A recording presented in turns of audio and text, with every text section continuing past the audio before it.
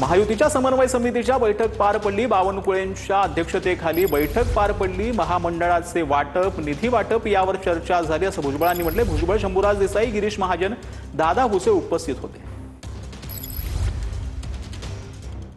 समन्वय समितीमध्ये जे आहे तिन्ही पक्षामध्ये जे समन्वय ठेवणं हे नावच मूळ आपल्याला सांगतंय की हे तिन्ही पक्ष जे आहेत महायुतीचे ते एकत्रितरित्या कसे काही शासनामध्ये एकत्रितरित्या काम करतो, बाहेर सुद्धा एकत्रितरित्या काम केलं पाहिजे।